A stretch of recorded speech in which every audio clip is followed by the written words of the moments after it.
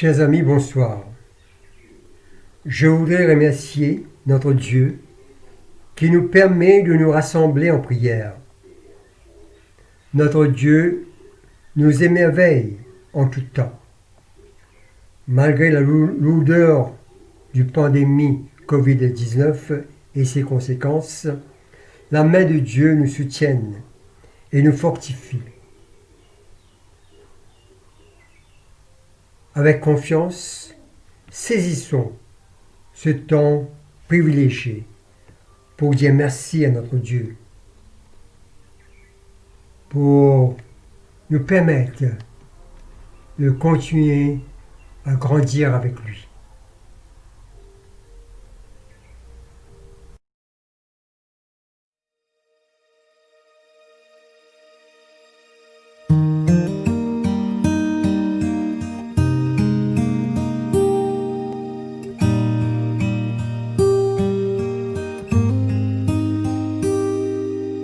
Will you let me be your servant?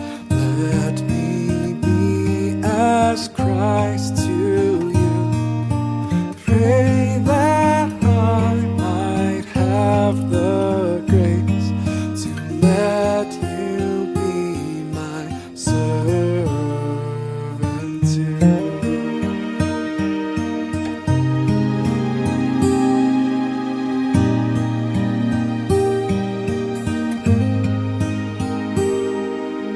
We are pilgrims on a journey.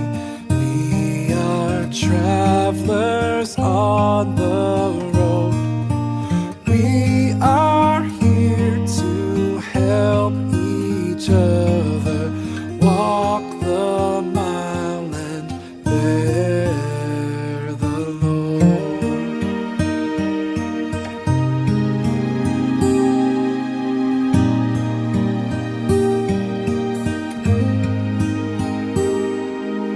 I will hold the Christ light for you in the night time of your fear.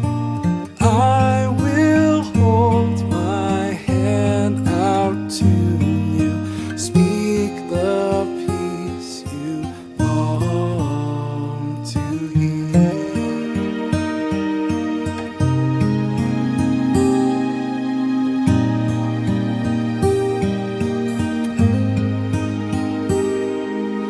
I will weep when you are weeping. When you laugh, I'll laugh with you. I will share your joy and sorrow till we've seen this journey through.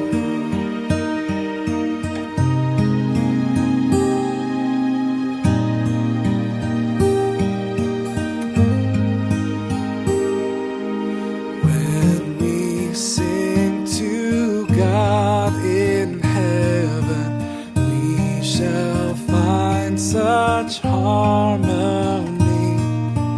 Born of all we've known together, of Christ's love and agony.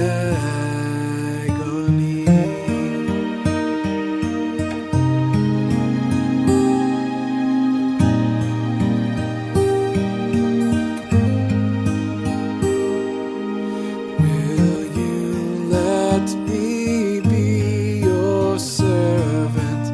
Let me be as Christ to you. Pray that I might have the grace to let you be my servant too.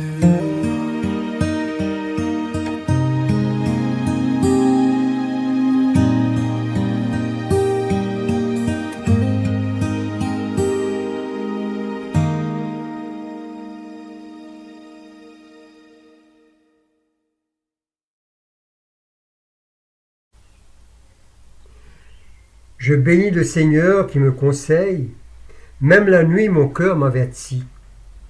Je garde le Seigneur devant moi, sans relâche.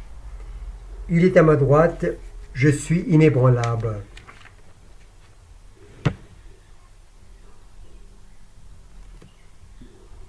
En silence, en présence du Dieu Tout-Puissant et d'un cœur docile et pénitent, confessons nos péchés pour que, dans sa bonté infinie et sa miséricorde, il nous accorde le pardon. Ensemble, nous prions. Dieu de miséricorde, nous confessons que nous avons péché contre toi, en pensée, en parole et en acte, par ce que nous avons fait et ce que nous avons omis de faire. Nous ne t'avons pas aimé de tout notre cœur, nous n'avons pas aimé notre prochain comme nous-mêmes. Nous regrettons sincèrement ces fautes, humblement nous nous en repentons. Pour l'amour de ton Fils, Jésus-Christ, prends pitié de nous et pardonne-nous. Alors ta volonté fera notre choix et nous pourrons marcher dans tes chemins pour la gloire de ton nom. Amen. Que le Dieu Tout-Puissant vous fasse miséricorde, qu'il vous pardonne vos péchés, par Jésus-Christ notre Seigneur, qu'il vous affermisse en tout bien, et par la puissance de l'Esprit Saint, qu'il nous garde pour la vie éternelle. Amen.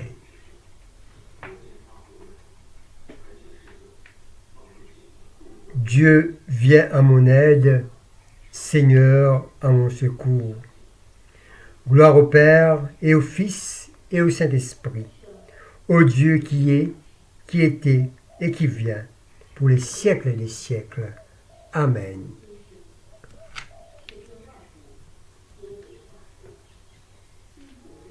Nous disons ensemble l'hymne « Joie et lumière ». Joie et lumière de la gloire éternelle du Père, le Très-Haut, le Très-Saint, ô Jésus-Christ.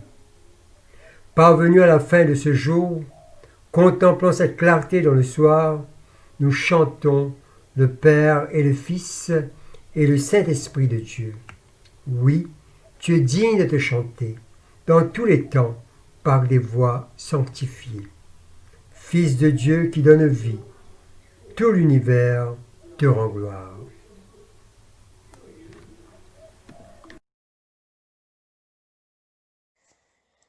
Nous lisons le psaume 105. Louez l'Éternel, invoquez son nom. Faites connaître parmi les peuples ses eaux faits. Chantez, chantez en son honneur. Parlez de toutes ses merveilles. Glorifiez-vous de son saint nom. Que le cœur de ceux qui cherchent l'Éternel se réjouisse. Ayez recours à l'Éternel et à son appui. Cherchez continuellement sa face. Souvenez-vous des prodiges qu'il a faits, de ses miracles et des jugements de sa bouche. Postérité d'Abraham, son serviteur, enfant de Jacob, ses élus. L'Éternel est notre Dieu. Ses jugements s'exercent sur toute la terre. Il se rappelle à toujours son alliance, ses promesses pour 1000 générations. L'alliance qu'il a traitée avec Abraham et le serment qu'il a fait à Isaac. Il l'a érigé pour Jacob en loi, pour Israël en alliance éternelle, disant: Je te donnerai le pays de Canaan, comme héritage qui vous est échu. Ils étaient alors peu nombreux, très peu nombreux et étrangers dans le pays.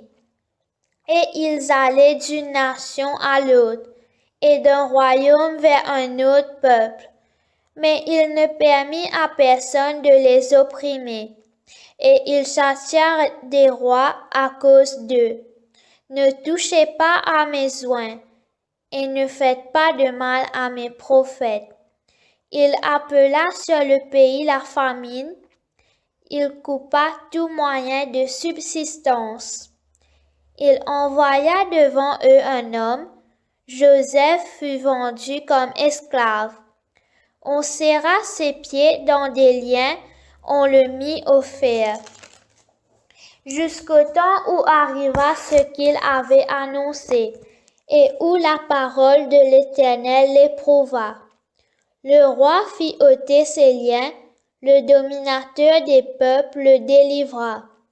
Il l'établit seigneur sur sa maison et gouverneur de tous ses biens, afin qu'il pût à son gré enchaîner ses princes et qu'il enseignât la sagesse à ses anciens. Alors Israël vint en Égypte, et Jacob séjourna dans le pays de Cham. Il rendit son peuple très fécond et plus puissant que ses adversaires. Il changea leur cœur au point qu'ils haïssent son peuple et qu'ils traitèrent ses serviteurs avec perfidie. Il envoya Moïse, son serviteur, et Aaron qu'il avait choisi. Ils accomplirent par son pouvoir des prodiges au milieu d'eux.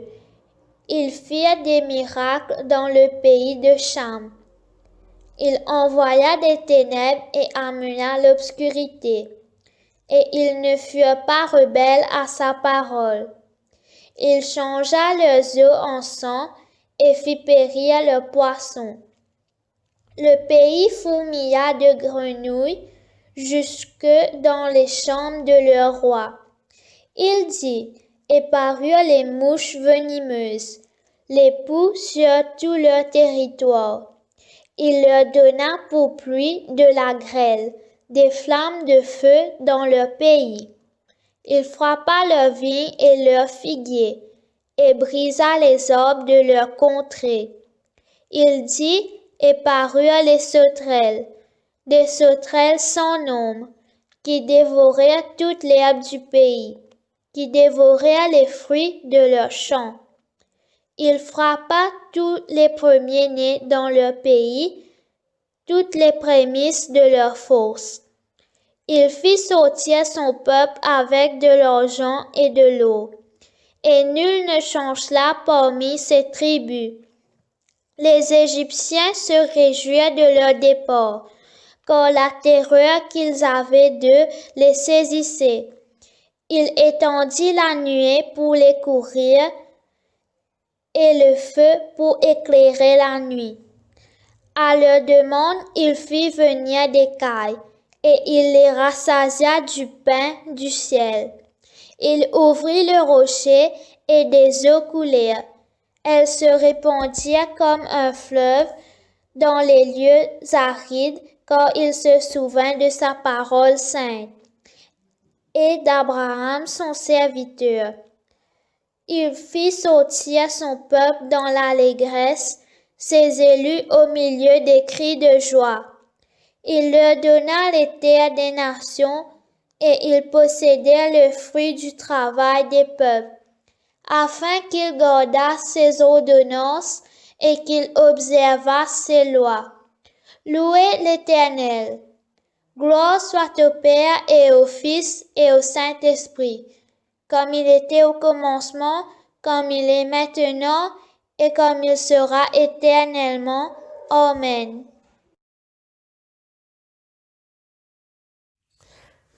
Deux Chroniques, chapitre 26, verset 1 à 21. Quand Ozias a 16 ans, le peuple de Juda l'établit comme roi à la place de son père Amasia. Après la mort de son père, c'est lui qui reprend la ville d'Élat et qui la reconstruit. Ozias, devenu roi à l'âge de 16 ans, est roi à Jérusalem pendant 52 ans. Sa mère est de Jérusalem et s'appelle Jécolia. Ozias fait ce qui est bien aux yeux du Seigneur, exactement comme son père Amasia. Zacharie enseigne à Ozias le respect de Dieu. Pendant la vie de cet homme, Ozias s'efforce de chercher à connaître le Seigneur Dieu. Et pendant tout le temps, où il le cherche, Dieu le fait réussir. Osias part en guerre contre les Philistins. Il détruit les murs des villes de Gath, Yamné et Asdod. Il construit d'autres villes dans la région d'Asdod et dans le reste du pays des Philistins. Dieu vient à son secours quand il combat contre les Philistins, contre les Arabes, habitant à Gour-Baal et contre les Méonites. Même les Méonites lui payent une taxe de guerre. Osias devient si puissant que son nom est connu jusqu'aux frontières d'Égypte. Il construit des tours bien protégées à Jérusalem, au-dessus de la porte de l'angle, au-dessus de la porte de la vallée, et là où le mur forme un angle. Il construit aussi des tours de surveillance dans les régions du désert. Il creuse beaucoup de citernes. En effet, il a de nombreux troupeaux dans le bas pays et dans la plaine. Il a aussi des laboureurs et des vignerons à son service, dans les collines et les plantations de vignes, parce qu'il aime le travail de la terre. Osias possède une armée capable de faire la guerre. Elle est divisée en troupes, selon le nombre de soldats. Le secrétaire Yel et l'administrateur Maaseiah les ont comptés sous les ordres de Hanaya, l'un des officiers du roi. Des chefs de famille commandent ces combattants courageux. Ils sont 2600 et ils ont sous leurs ordres une armée de 307 500 soldats. Ceux-ci sont capables de faire la guerre avec force et courage pour défendre le roi contre ses ennemis. Chaque fois qu'ils partent au combat, le roi leur prépare des boucliers, des lances, des casques, des cuirasses, des arcs et des pierres de fronde. À Jérusalem, Osias fait fabriquer des machines inventées spécialement pour être placées sur les tours et les angles des murs. Elles permettent de lancer des flèches et de grosses pierres. Beaucoup de gens aident Osias de façon extraordinaire. C'est pourquoi il devient très puissant et son nom est connu au loin. Mais à cause de sa puissance, il devient orgueilleux. Et ceci entraîne sa perte. Il devient infidèle au Seigneur son Dieu. Un jour, il entre dans le temple pour brûler de l'encens sur l'autel du parfum. Le grand prêtre Azaria entre derrière lui avec 80 prêtres du Seigneur, tous très courageux.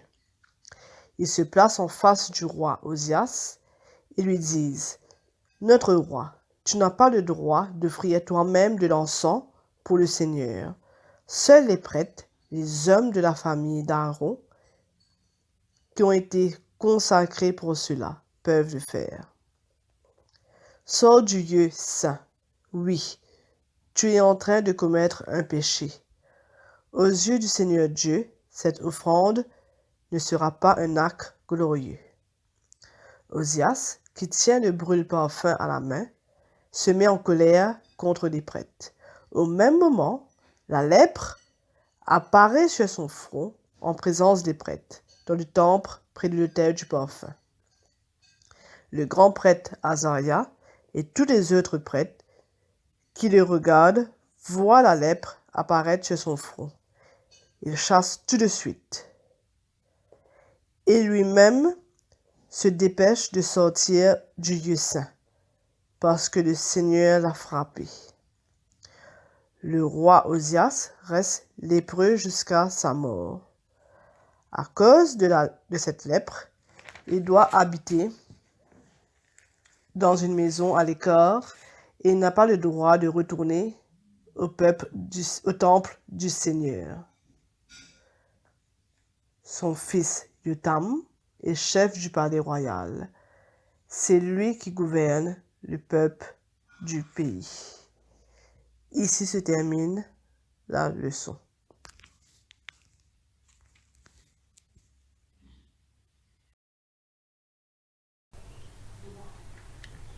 Lecture de Jean, chapitre 13, versets 1 à 11. C'était la veille de la fête de la Pâque. Jésus savait que l'heure était venue pour lui de quitter ce monde pour aller auprès du Père. Il avait toujours aimé les siens qui étaient dans le monde et les aima jusqu'à la fin. Jésus et ses disciples prenaient le repas du soir. Le diable avait déjà persuadé Judas, fils de Simon Iscariote, de trahir Jésus.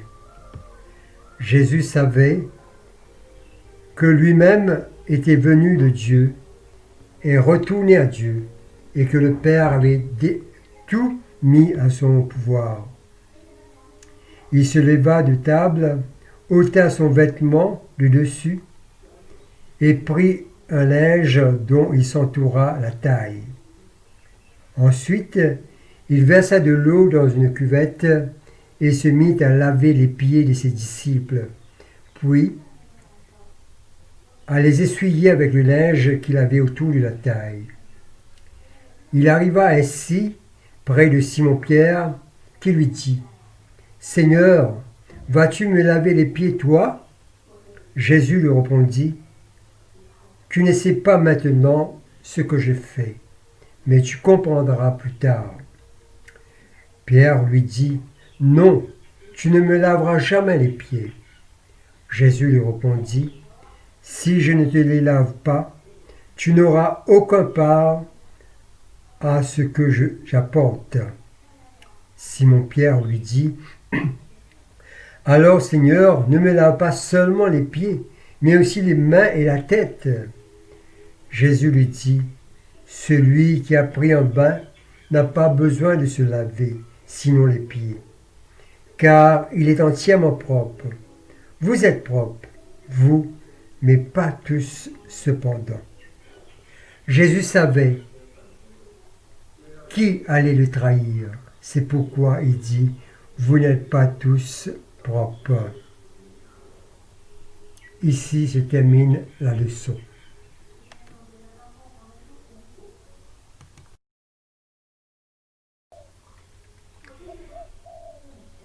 Traditionnellement, pour l'Église, le lavement des pieds et la Sainte Seine forment partie d'un seul événement. Bien que les évangiles synoptiques relatent seulement la Sainte Seine, et l'évangéliste Jean est le seul qui fait mention du lavement des pieds, et cela sans se référer à la Sainte Seine. L'arrière-plan de cet événement est à la fois la mort imminente de Jésus et cet amour des hommes qu'il veut concrétiser une dernière fois. Il se leva de la table pour laver les pieds de ses disciples. Geste incongru, complètement inattendu, parce que ce n'était pas le moment, en plein milieu du repas. Et encore, ce n'était pas à lui de l'accomplir. Le lavement des pieds est une tradition hospitalière dans le temps de Jésus. Cette tâche, c'était la tâche des serviteurs pour soulager les invités des poussières et de la fatigue du voyage.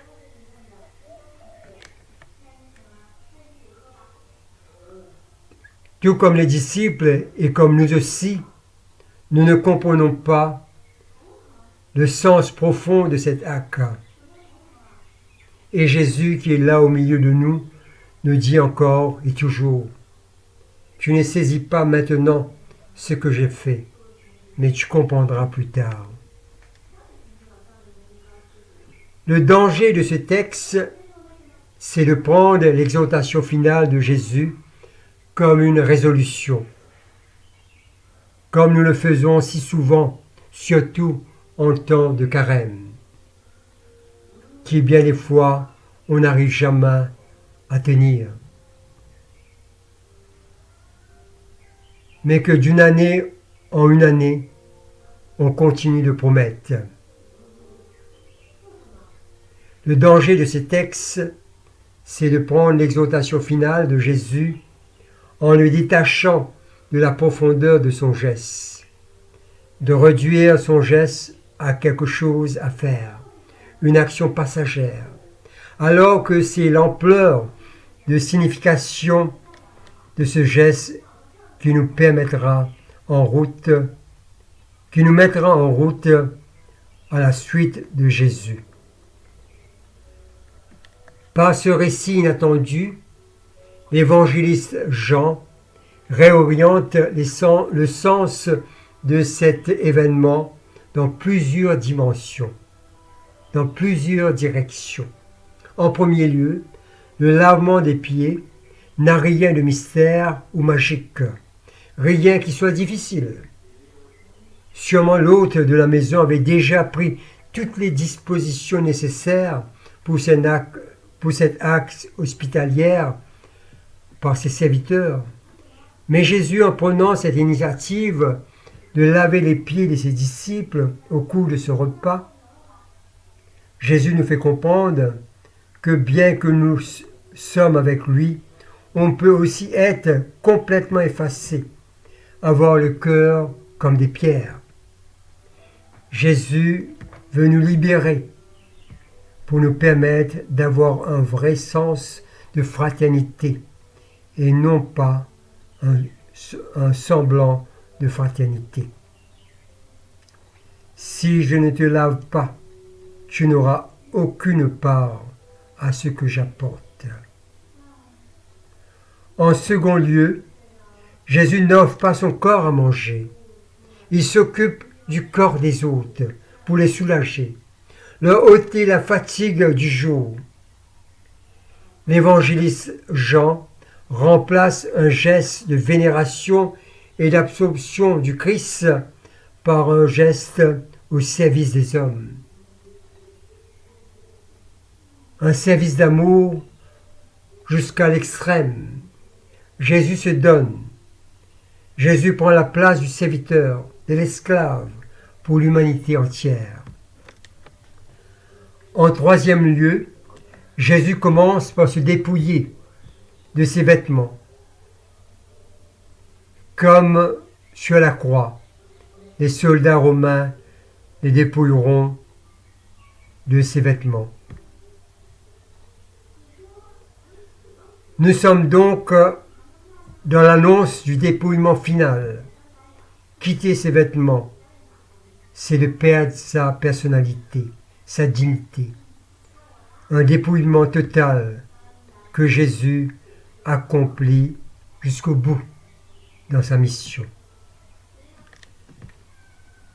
Cet acte de grande humilité de Jésus qui se met à la place du dernier des serviteurs est l'image qu'il veut laisser à ses disciples avant de mourir, avant de monter vers le Père. L'élévation vers le monde divin passe par un abaissement, jusqu'aux pieds de tous ses frères, de tout l'ensemble de l'humanité. Pour monter jusqu'à Dieu, il faut partir de tout bas. Ce lavement des pieds rappelle à chaque disciple que son rôle est de servir et que l'aspiration à rejoindre Dieu passe par l'humble souci des hommes, par un renversement des tendances naturelles, consistant à ce que chacun se considère comme serviteur de ses semblables. L'enseignement de Jésus n'est pas purement verbal, il est accompagné de son engagement. Jésus lave les pieds de ses disciples parce qu'il les aima de l'amour même du Père. Sachant que l'heure était venue pour lui de passer de ce monde à son Père, Jésus ayant aimé les siens qui étaient dans le monde, les aima jusqu'au bout. Jésus aime Pierre dans ses excès, dans sa fougue. Il l'aime de l'amour même du Père. Jésus aime Judas, alors que le diable a déjà mis dans son cœur l'intention de le livrer. Il l'aima de l'amour même du Père. Jésus, serviteur de l'extrême, aimant jusqu'au bout, s'abaissant jusqu'aux pieds de ses disciples, voilà le souvenir, ou encore plus, le testament que nous laisse Jésus avant de quitter ce monde, en terminant sa mission terrestre. Si moi, le Maître et Seigneur, je vous ai lavé les pieds, vous aussi, vous devez vous laver les pieds les uns et les autres. Amen.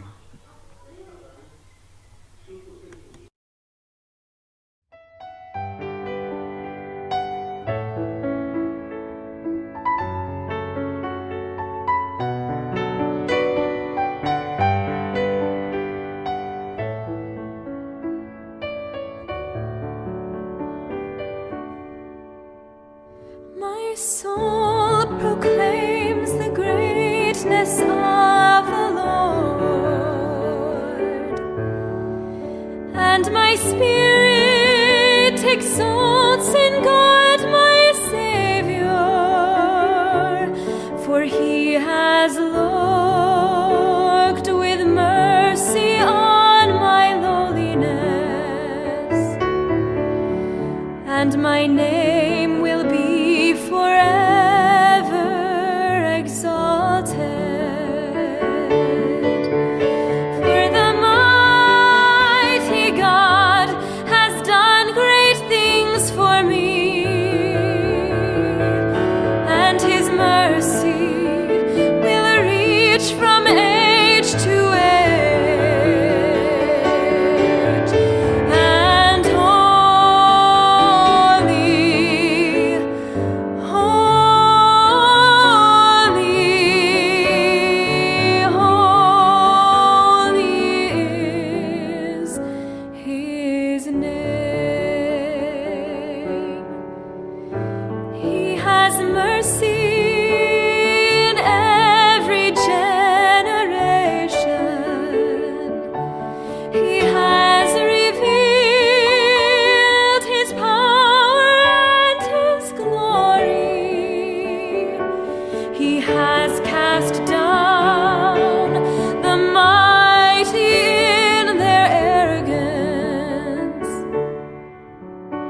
And has lifted up the meek and the lowly.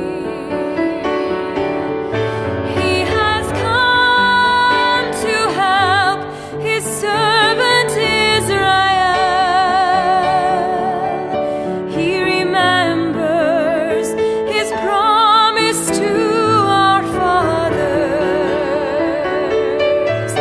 and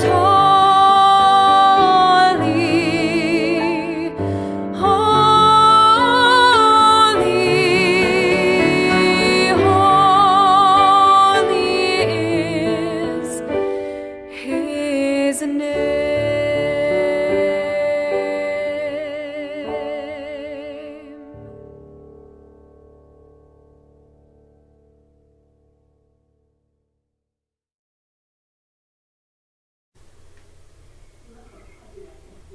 Ensemble, nous disons le symbole des apôtres.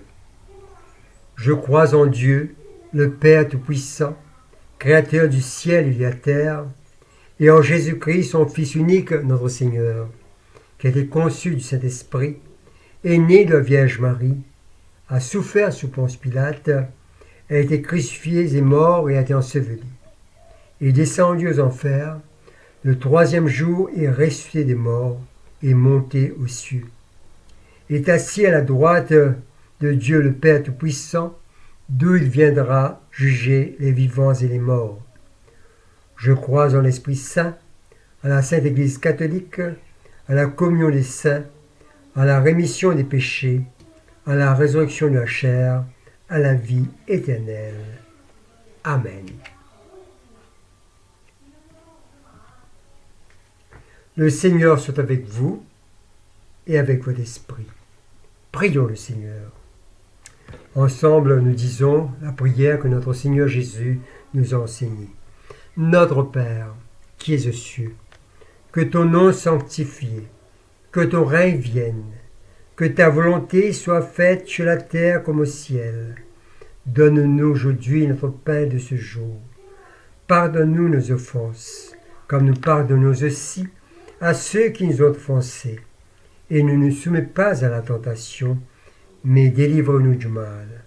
Car c'est à toi qu'appartiennent le règne, la puissance et la gloire, pour les siècles des siècles. Amen.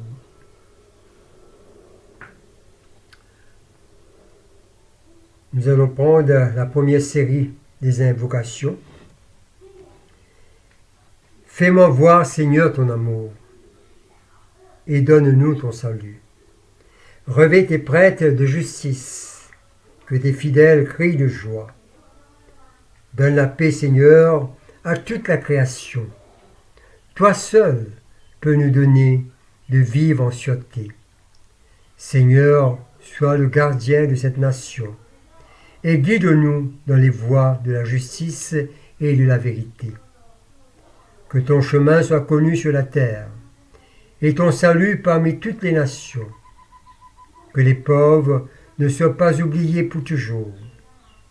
Que jamais ne périsse l'espoir des malheureux. Crée en nous un cœur pur, ô Dieu. Que ton Saint-Esprit nous soutienne.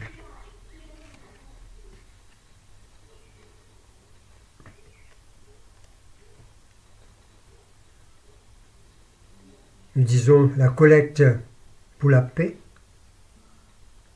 Ô Dieu, qui nous fait désirer ce qui est saint, choisir ce qui est juste et accomplir ce qui est bon, donne à tes serviteurs cette paix que le monde ne peut donner, afin que nos cœurs s'attachent à tes commandements et que, délivrés de la crainte de tout ennemi, nous puissions vivre dans le calme et la tranquillité. Par Jésus le Christ, notre Seigneur. Amen.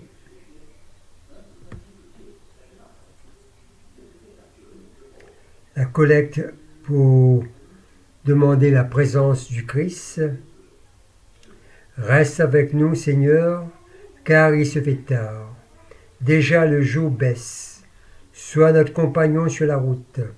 Enflamme notre cœur. Ravive notre espérance, pour que nous te découvrions dans les Écritures et dans le pain partagé. Nous te le demandons dans ta tendresse. Amen.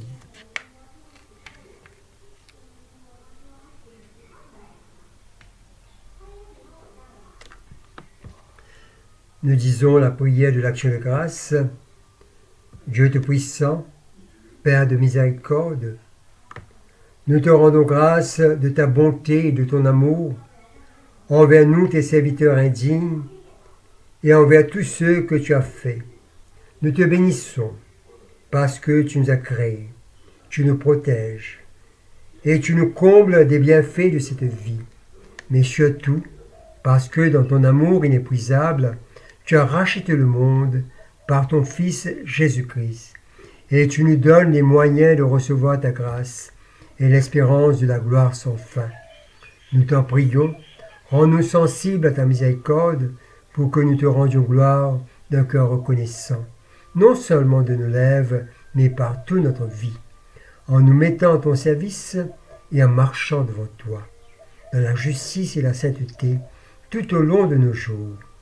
Nous te le demandons par ton Fils, Jésus le Christ, notre Seigneur. Amen. Bénissons le Seigneur, nous rendons grâce à Dieu. Ensemble, la grâce de Jésus-Christ notre Seigneur, l'amour de Dieu le Père et la communion de l'Esprit Saint soient toujours avec nous. Amen.